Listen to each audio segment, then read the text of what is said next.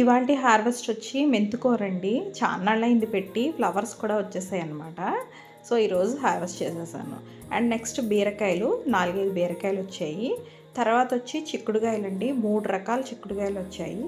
ఒకసారి ఇలా చూడండి, ఇవి తమ్మకాయలు అంటారు కదా, పొట్టిగా లావుగా ఉన్నాయి, ఇదొక రకము. అండ్ తర్వాత సన్నగా పొట్టి చిక్కుడు, ఇదొక రకం అన్నమాట. అండ్ నెక్స్ట్ వచ్చి డబుల్ షేడ్లో ఉందండి, ఇది ఏ రకమో కూడా నాకు తెలీదు. ఇదొక రకం వచ్చింది. మీకు ఏమైనా దీని గురించి తెలిస్తే కామెంట్ చేయండి.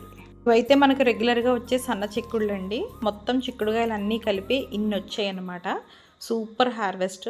అండ్ టమోటాలు కూడా కాపు స్టార్ట్ అయింది, చిట్టి టమోటాలు. కాకరకాయలు వచ్చి ఈసారి పొడుగు కాకరకాయలు వస్తున్నాయండి. సీమవంత్ అంటారు కదా, అది కూడా కాపు స్టార్ట్ అయిందనమాట. మనకు రెగ్యులర్గా వచ్చే దొండ, బెండ, పచ్చిమిర్చి, వంకాయలు అయితే గుత్తులుగా కాస్తున్నాయండి. ఇంకా హార్వెస్ట్ చేయట్లేదు. See you on next update.